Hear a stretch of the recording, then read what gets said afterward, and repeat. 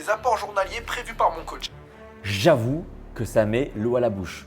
Mais en réalité, c'est un peu le concept de comme j'aime, mais version luxe, non? Je vais pas te tenir un discours d'Instagrammeur fitness. Tu vois les connards là? Quand t'as la volonté, tu trouves le temps. Mais évidemment que toi t'as le temps. C'est ton taf. Si t'as encore éclaté, t'es au chômage. Alors comme ça, Kevin, nous les influenceurs fitness, on est des connards. Si on a la volonté, on a le temps. On va débattre là-dessus dans la vidéo.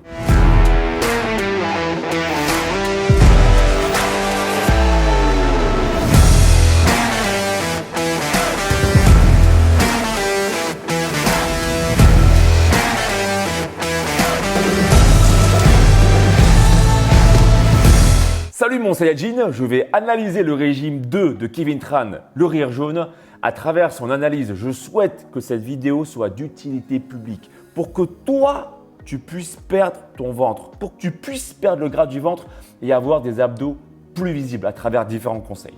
À travers l'analyse de Kevin, je souhaite aider un maximum de personnes, ceux qui sont déjà sportifs, mais ceux qui commencent aussi l'activité physique. Car je sais que parmi vous, vous faites déjà du sport, vous mangez déjà bien et malgré ça, vous n'avez pas les résultats désirés.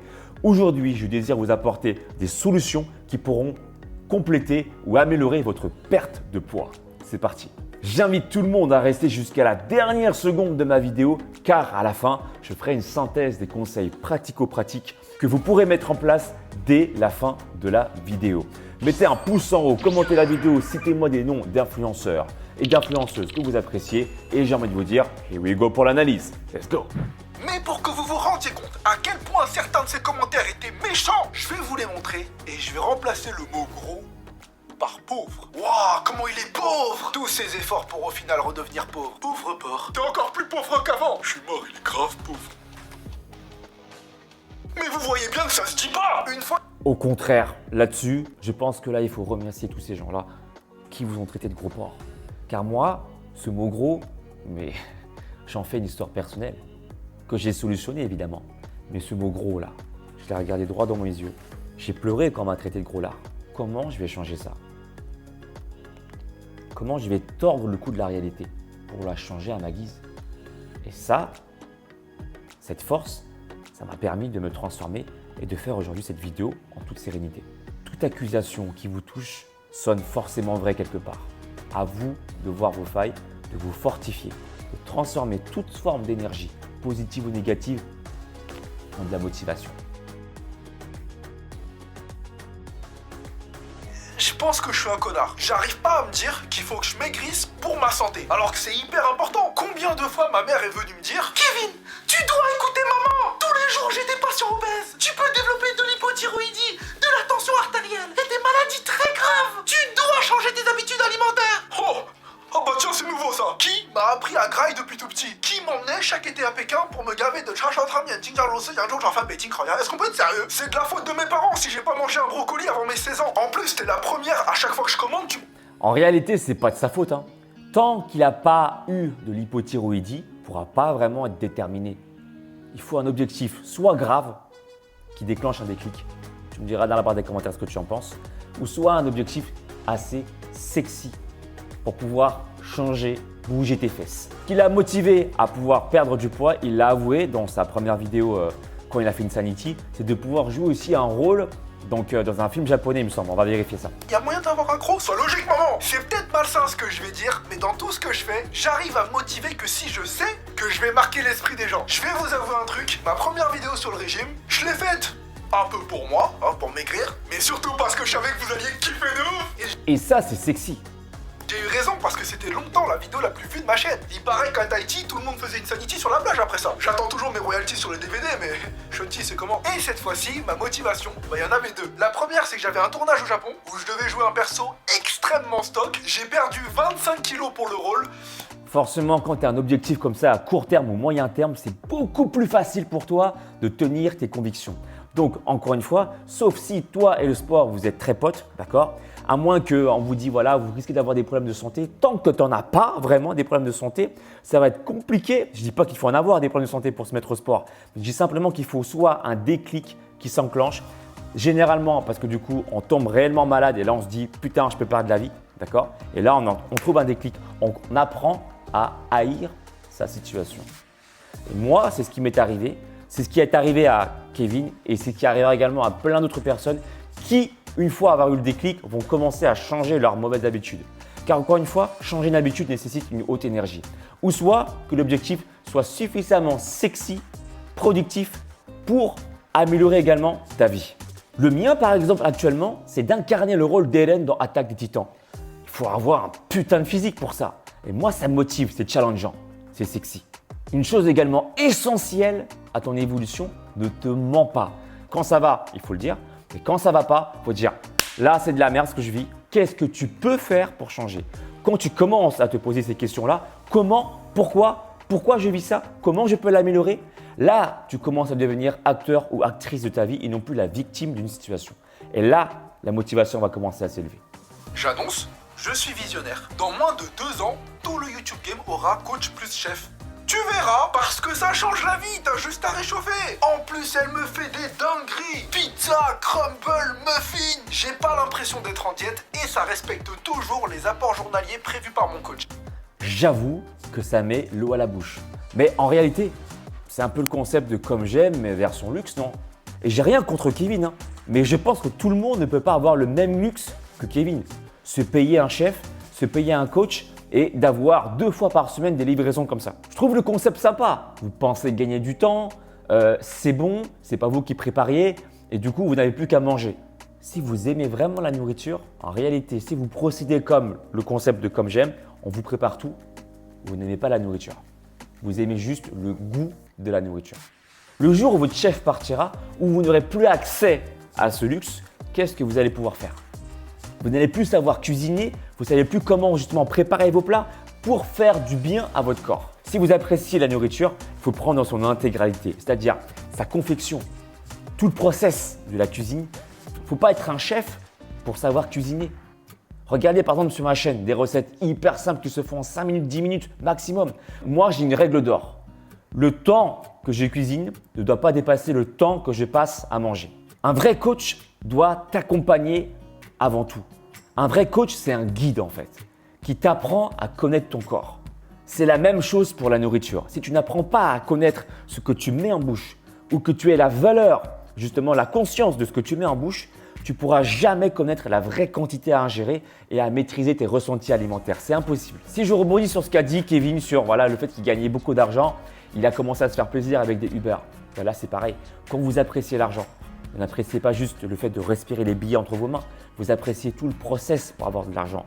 Toutes les difficultés, tous les sacrifices que vous avez mis en place pour ensuite pouvoir ressentir l'argent et l'apprécier encore plus parce que vous avez galéré pour l'avoir.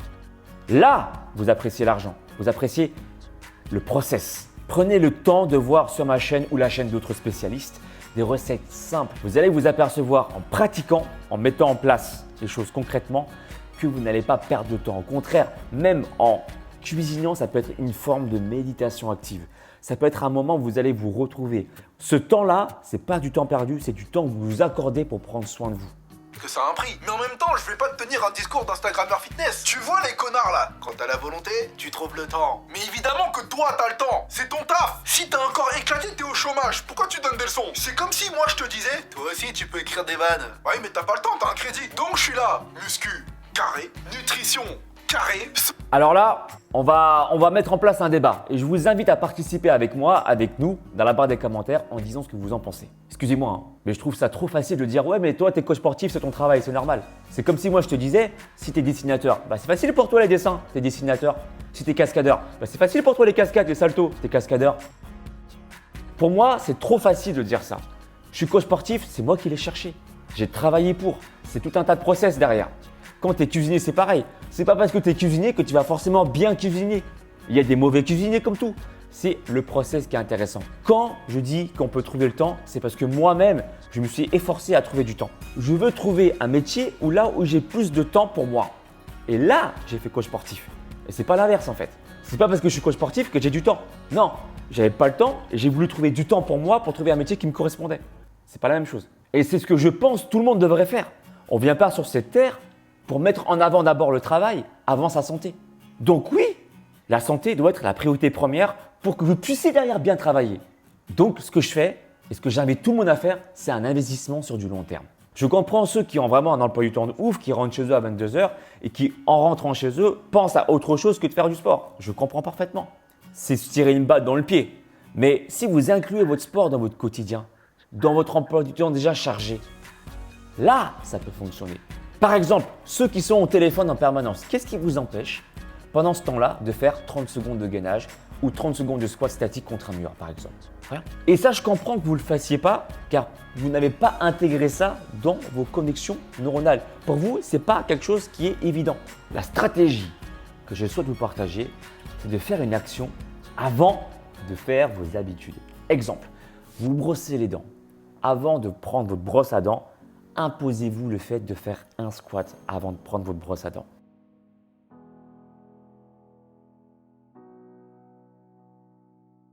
Pendant que vous brossez les dents, donc vous ne perdez pas de temps, vous allez faire des squats statiques. Soit des squats statiques, d'accord, ou soit un squat sur place. Personne ne vous regardera, vous êtes dans votre chambre. Challengez-vous également sous la douche. Avant de prendre votre douche, vous faites un squat. Et pendant que vous vous savonnez, vous imposez votre cerveau, vous restez en squat statique, d'accord, et vous vous savonnez. Et ensuite seulement, vous prenez votre douche et vous vous rincez tranquillement comme d'habitude. Vous ne perdez pas votre temps, simplement dans vos habitudes, quand vous vous frottez, quand vous vous lavez, d'accord, quand vous vous nettoyez, pardon, c'est à ce moment-là que vous faites du sport. Pas avant ni après. Une fois, il y a un mec qui m'a fait « T'es l'idole de ma sœur. Quand t'as maigri, ça l'a motivée à maigrir. Mais comme tu t'es relâché, elle a regrossi. C'est ta faute, je te hais. Mais je vais pas vivre pour... » C'est facile hein, d'ouvrir sa bouche, de dire « Ouais, ce que tu fais, ouais, t'as lâché l'affaire, du coup je vais lâcher l'affaire. » Ça s'appelle se déresponsabiliser. Qu'est-ce que vous souhaitez en fait? Être spectateur de votre vie ou acteur ou actrice de votre vie? C'est vous qui décidez. Là, on voit clairement qu'il a perdu la graisse du ventre. On commence à avoir le six-pack qui commence à apparaître, la tablette de chocolat, les obliques qui commencent à dessiner. Il a pris aussi en galbe au niveau des épaules et au niveau des bras. Franchement, beau travail. Pour résumer la vidéo, des conseils pratico-pratiques comme je te l'ai promis en début de vidéo. Premier conseil pour rester motivé, définis ton objectif et reste ferme dans tes convictions. Tu veux perdre du ventre, tu veux perdre du gras, déjà commence par te renseigner, par voir déjà ce que tu peux mettre en place concrètement, rapidement, dès aujourd'hui pour pouvoir atteindre cet objectif. Ça commence par te renseigner, par voir des spécialistes avec qui tu serais du coup en accord, d'accord? Si ce n'est pas moi, ça sera un autre spécialiste, mais mets-toi en accord avec quelque chose qui te correspond. Qu'est-ce que tu veux et qu'est-ce qui te parle? Qu'est-ce qui vibre en toi? Deuxième conseil, prendre du plaisir sur du long terme. Ne me dis pas que tu n'aimes pas le sport. C'est comme si quelqu'un me disait « Ouais, mais moi, j'aime pas les fruits. » Tu as goûté tous les fruits du monde? Est-ce que tu sais combien il y a de fruits dans ce monde-là?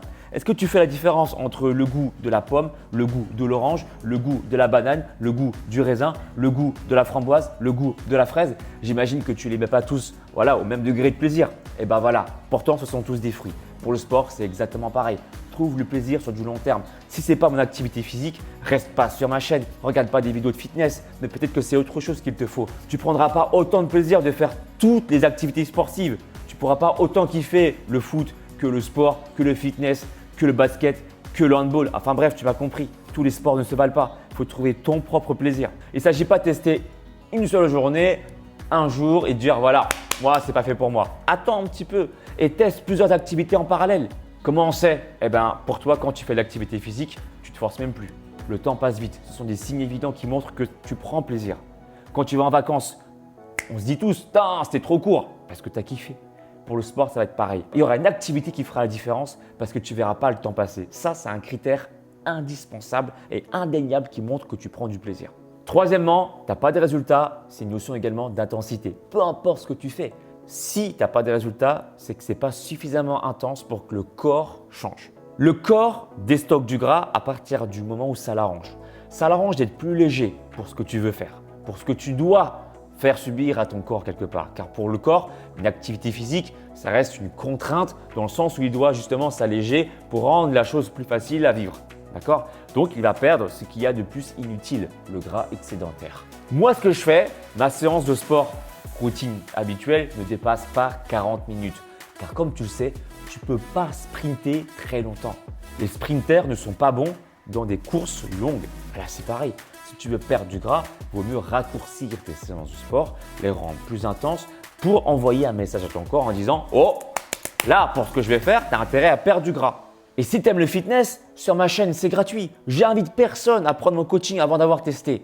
Il y a du HIIT abdo cardio, tout niveau, sans impact. Il suffit de chercher, encore une fois, expérimenter. C'est vraiment le meilleur conseil que je peux vous donner. Si votre corps, il vous dit « Oh, mamma mia, j'aime ça » ou bien « Oh, j'ai des courbatures, mais je laisse passer et ça va mieux après », à ce moment-là, mon coaching peut vous intéresser.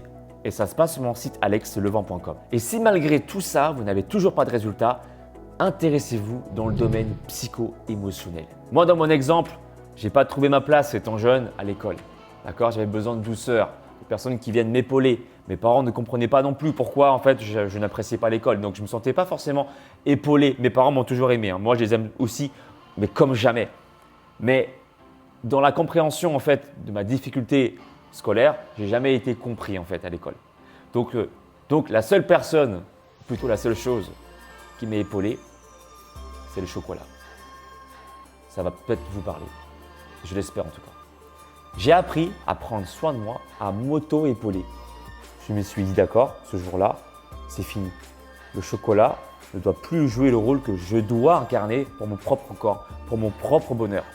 Je m'auto-occupe de moi, je prends soin de moi et j'ai plus besoin du chocolat car j'ai pris la décision ce jour-là de prendre soin de moi. Si tu veux aller plus loin, si tu veux prendre soin de toi, ton corps, tu veux être guidé, pas dépendant de moi, mais être guidé. Je te propose ton coaching avec ton plan sportif et ton plan alimentaire qui se passe sur mon site alexlevent.com. Et si tu veux te muscler de façon indépendante, je te propose 2 services, e-book pectoraux visibles et e-book abdos visibles en 90 jours qui se passe également sur mon site alexlevent.com/boutique. Prenez soin de vous, mettez un pouce en haut si vous avez appris des choses, partagez la vidéo et encore une fois, merci à Kevin pour son partage et je vous dis à très bientôt.